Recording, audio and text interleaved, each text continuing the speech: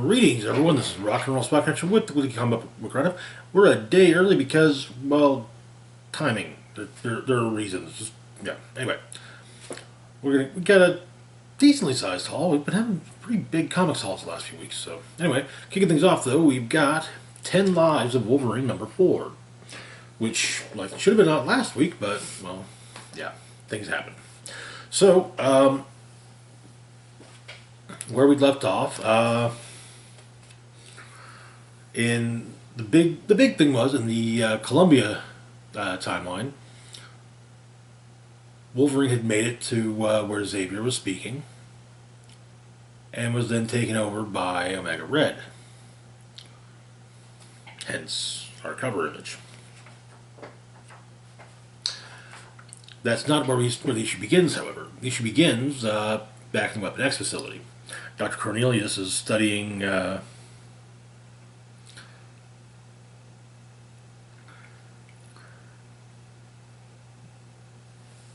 Wolverine's blood, and he finds basically finds some symbiote material inside of it. But then Omega Red possesses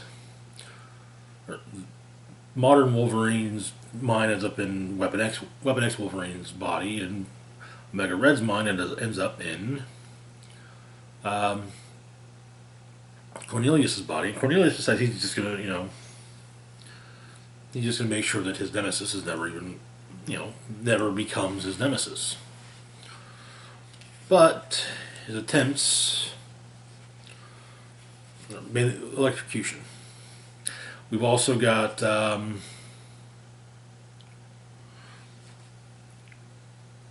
World War II arc,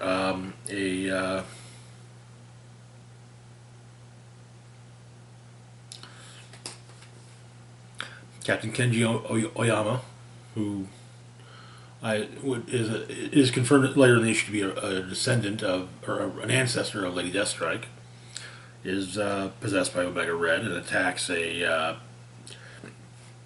U.S. carrier, which has presumably brought Lieutenant Xavier aboard. Wolverine has borrowed a plane to intercept and stop Omega Red. We had a psychic conversation between Jean and Xavier about the changes to the timeline. So no matter what, they will end up creating changes just by being there. And the suggestion is made to kind of, a light telepathic suggestion, erasing, or a light telepathic burst that erases the memories of the previous hour from when they left. In Columbia, the Omega Red possessed Wolverine attacks Xavier, but is attacked instead by Sabretooth.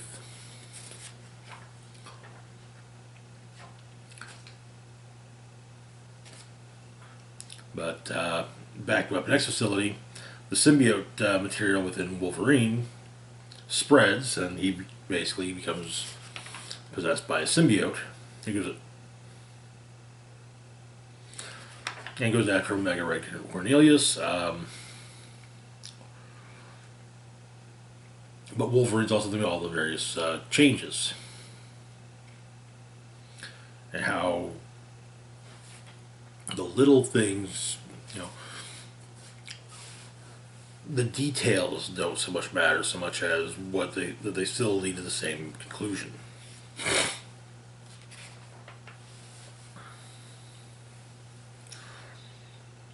But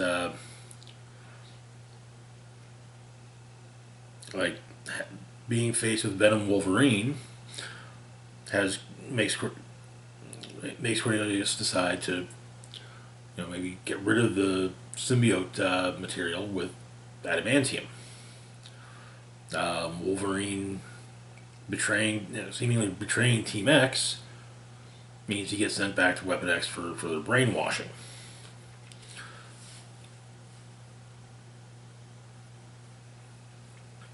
Wolverine stopping Kenji Oyama leads to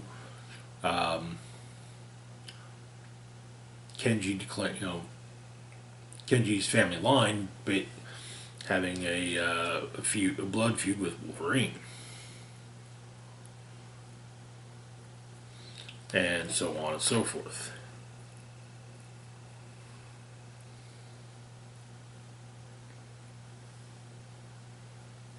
But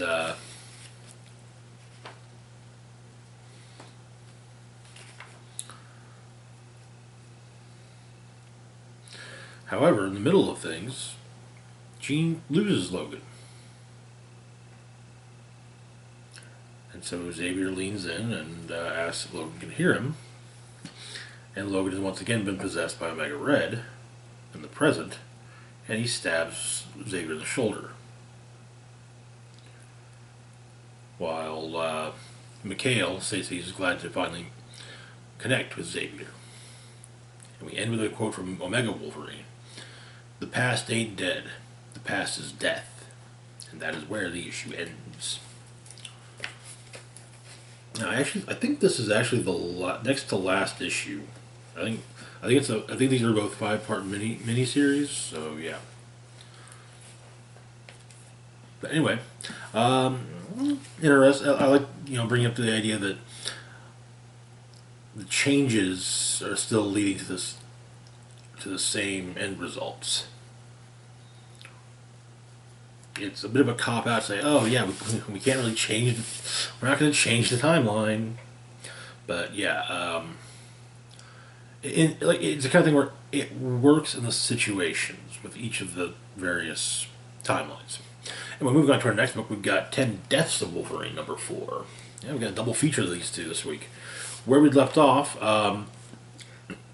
the Omega Wolverine had encountered Wolverine's kids, and we learned that the Omega Wolverine is not just a phalanx construct of Wolverine, but rather Wolverine possessed by the phalanx. Moira had also entered into an alliance with Arnab Shakandar, and so yeah. So the issue begins in the future, in the Krakoan Armory. Forge has something for Logan, but there's only one way it can be kept safe, and so Forge gouges out one of Logan's eyes and sticks the little pill in there, as the Sentinels show up and attack the armory.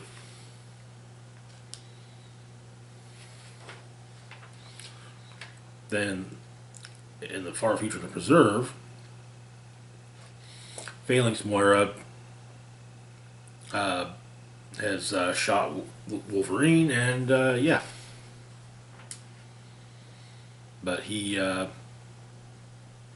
gouges out his eye again and pulls out the seed that was left in there by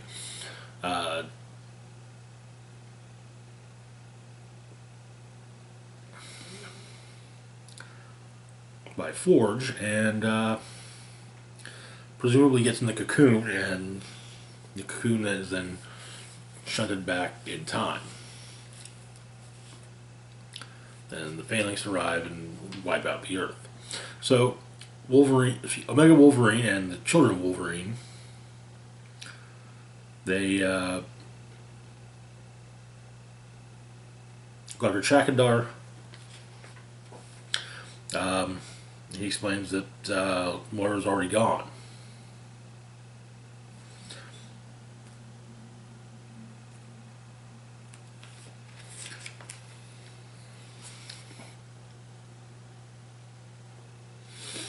But Omega Wolverine points out his kids. And tells Chakandar how each of them dies. Explain it. Dak can dash quickly in an energy blast for a Sentinel. Scout is depowered by Nimrod and ripped in half.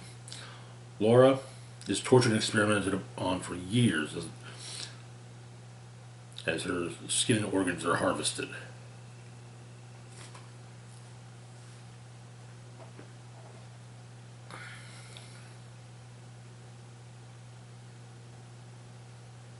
But he promises Chakandar, hey, Tell me where Moira is. I won't kill you.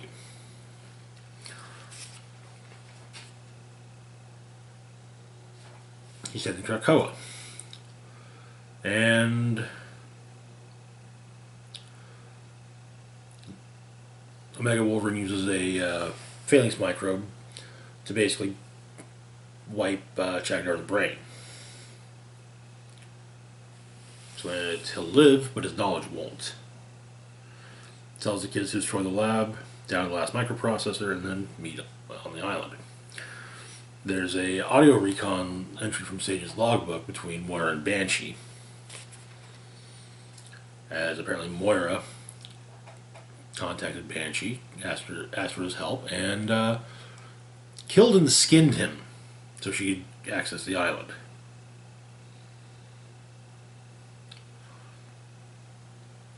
In the hatchery, Destiny is waiting for the return of Mystique, and of course having visions. Moira shows up at the armory, grabbing the depowering gun, figuring maybe it can work, do the opposite. Well, it can't. Xavier tries to stop her, but he's injured for a butt. And Destiny shows up, though. But Forge is hit with his depowering gun, and Moira grabs one of the battle suits he made to go after Destiny. When Omega Wolverine shows up, and she shoots him with the depowering gun.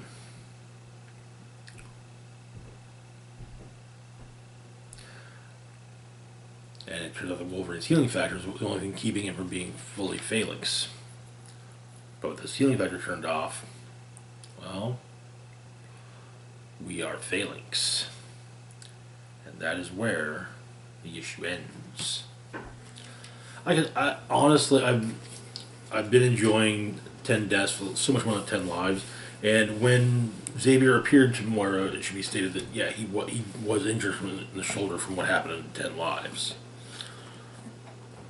But it's been a solid. I'm looking forward to the finale to see how it all works out, how both the series work out, though. Moving on to our next book, we've got Sabretooth, number 2. Where we left off, 5 more mutants had been sentenced in the pit. We open with a quote from Frederick Douglass: "It's easier to build strong children than to repair broken men."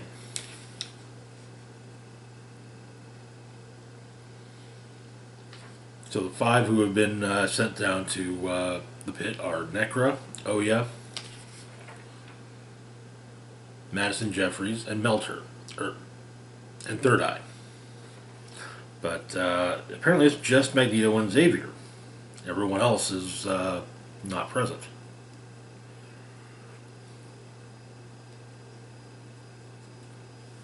Necra nearly over the U.S. government. They abuse their power, and, well, yeah, she rose up against them. Oya says she makes her own choices.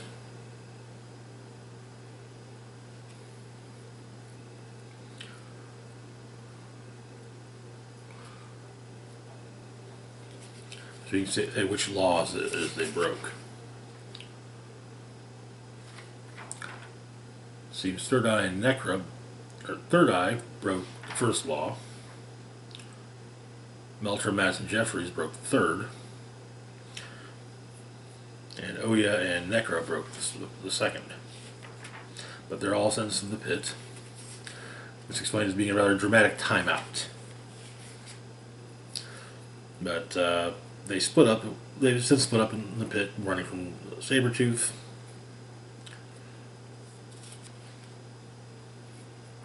Except for Third Eye, who realizes that the whole thing's an illusion.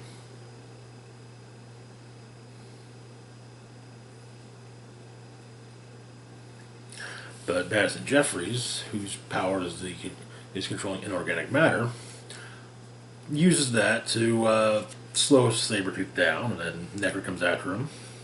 But then Third Eye stops the fight.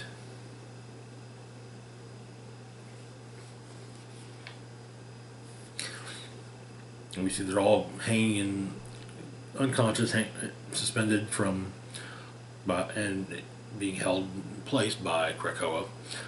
The Third Eye is able to let someone know what's going on. The former Morlock known as Mole. We have a logbook entry about him, and how he escaped being killed by Sabretooth during the Mutant Massacre.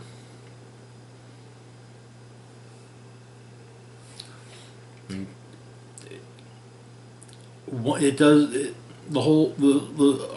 subplot in this issue with Mole really points to the idea that only certain mutants matter. In both a writing sense and in-universe sense. But Third Eye tells Mole what's happened, and he's trying to find someone that, help. He bumps into Apocalypse, who has more pressing matters. Storm has to go to the council chambers. Wolverine's got to have a talk with a tree. Archangel, doesn't even notice, and so he figures he'll handle things himself. Hell has been once again remade, and the projection of Xavier, joined by Magneto, both created by Sabretooth, come to talk to the inmates. And we find out that Melter broke the law of respect this sacred land. And he used his powers on a rock, just working with his powers.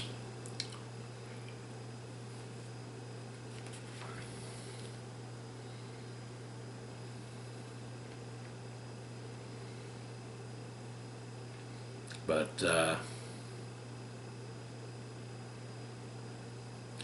Sabretooth explained that at first he was going to spend all the time he was down in the pit taking out on the five new arrivals, putting them through hell for the fun of it. But they're not the ones who did this to him. They're not the ones he hates. So he's got a different plan.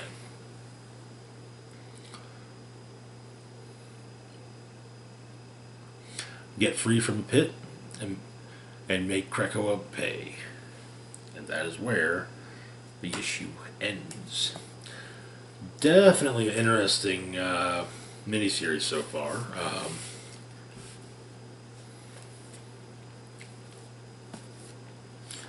This will also be very interesting where it ends. But anyway, moving on to our next book, we've got XMen Legends number 12. Apparently this is the final-ish issue of XMen Legends. It's being restarted next month, I believe, but with in a slightly new format. Anyway, so this issue takes place shortly before the first issue of Excalibur. The X-Men are believed dead in the fall of the mutants, and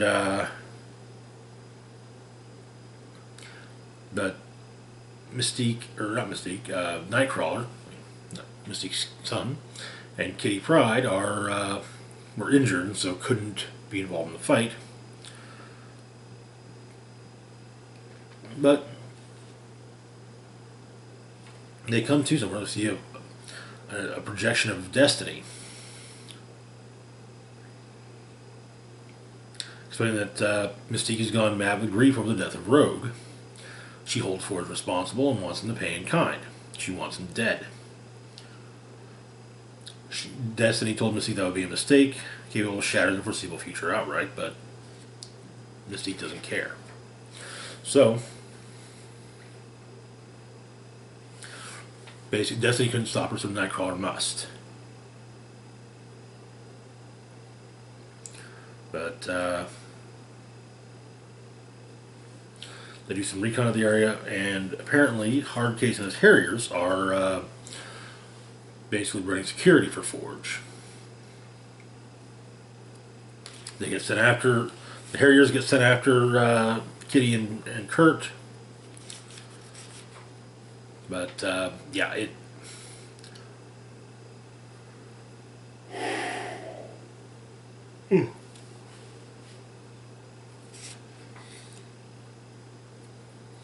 But it's mostly Kurt who manages to take down the Harriers. Kitty is promptly knocked out, but he makes it to the chalet they're hiding out at, and Ford seems to pull a gun on Hardcase, planning to kill him. Only it's not Forge, it's Mystique. And Nightcrawler manages to talk her down. Though Nightcrawler's curious as to why his influence would actually matter to Mystique, but, well.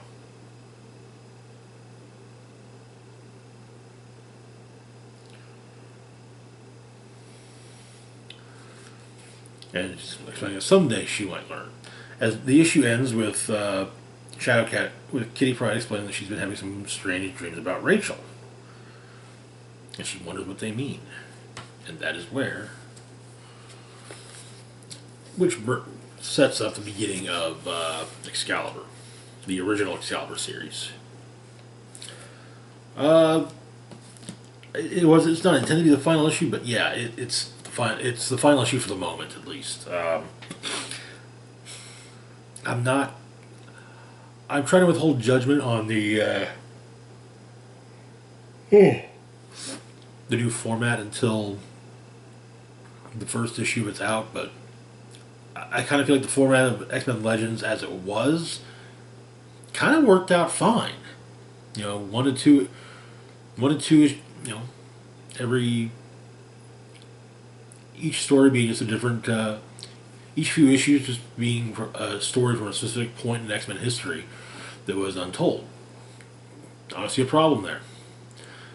So, but, oh well. Anyway, moving on to our next book.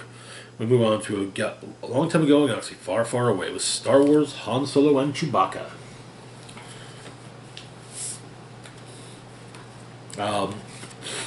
So, Han and Chewie have a job to do. It's a rescue job. There's some damage to the Falcon, though, so they're running a little late.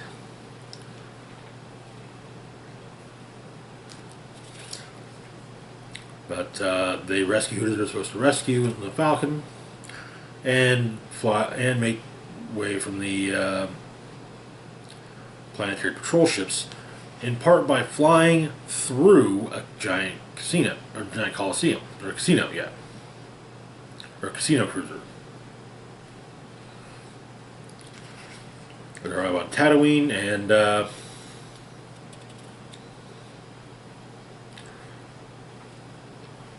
turns out that Jabba's got another job for Han and Chewie, picking up an urn contains the ashes of Crestfield Damar, one of Jabba's most hated rivals. And he's got some backup on this. Greedo, who knows where it is. Who knows where on Corellia it is. So they arrive on Corellia. Meanwhile, one of the Niktos in who works for Jabba is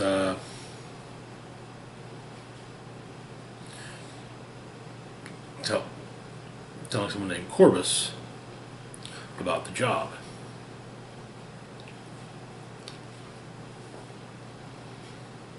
But Han has an idea to be able to get into the safe,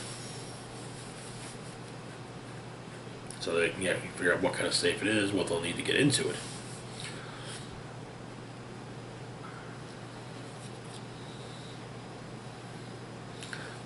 But the urn in question is in the possession of Augustus Graves, the CEO of Corellian Engineering Corporation.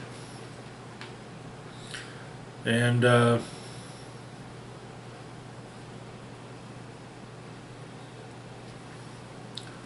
Han gets in the building, pickpocketing a key card, and it turns out that the safe is a Locris 1-42-08, which is the most impregnable safe in the galaxy. She explains to Han and Greedo. Han's trying to think of a plan, or to Chewie and Greedo. But Han's trying to think of a plan, both by continuing to drink. And a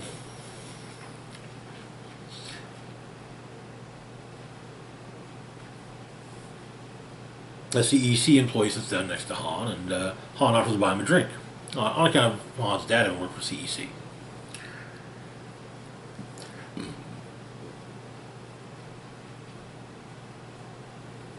On Hosnian Prime, which is the planet that the issue began,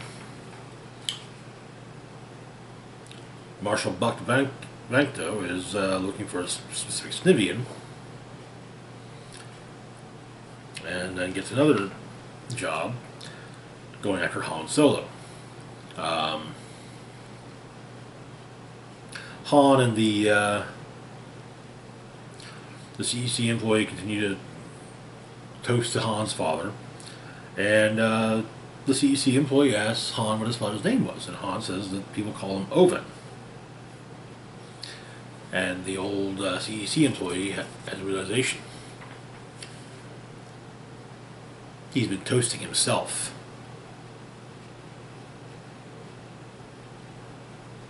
And the issue ends with Owen hugging Han. Glad to have found him.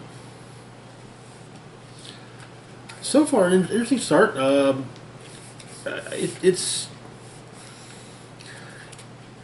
It's interesting to see Han being reunited with his father, potentially speaking. It feels very much like one of those, are they is it really, or is this a trick? So, yeah. Anyway, moving on to our last book for the moment, we've got Crimson Reign, number 3. So, Crimson Dawn has been manipulating the galaxy at the time between the Empire Strikes Back and Return of the Jedi. Basically causing a war between syndicates, all jockeying for the Emperor's favor. But this issue focuses on one of Lady Kira's attendants, the Archivist. Turns out she was a scholar of the Force before Order 66. Focus on the dark side. She found it more interesting. Afterwards, she was just a junk dealer, but she kept a souvenir, and Stormtroopers found her, tossed her place, and yeah. But Kira showed up and saved the Archivist. But she needed someone, and explained just how it was that the Empire was able to take down the Jedi. Namely, that part of it being that the Emperor is in fact a Sith Lord. Though now, rather than feeling like she lost her life and her livelihood, the Archivist now feels like it was taken from her. But Kira has a job for the Archivist.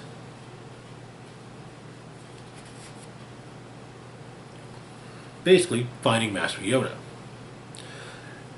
Kira insisted Yoda must still be alive because the Empire never announced his death.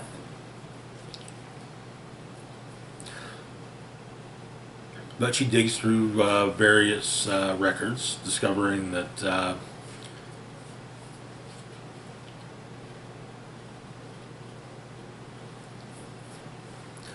Yoda was seen outside the Jedi Temple shortly before the announcement of the Empire, the formation of the Empire, and it seems as though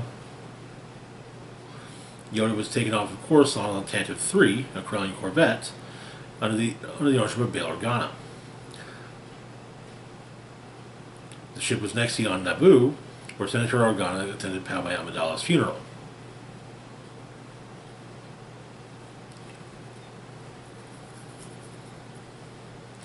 Further digging, though, the captain of the ship, Jeremiah Colton, is in a Imperial jail facility. So the Archivist goes to speak to him, utilizing the fact that a Crimson Dawn, a member of Crimson Dawn, has a high-ranking position at the prison. And the archivist uses a thought dowser on him to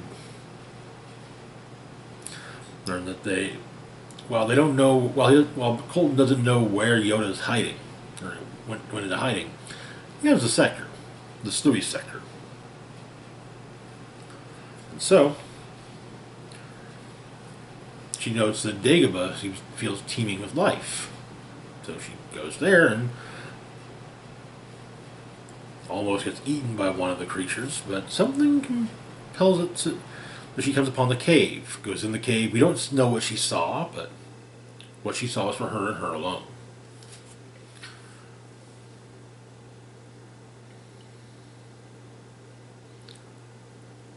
And she notes that, yeah, Yoda was there, but he could have killed me.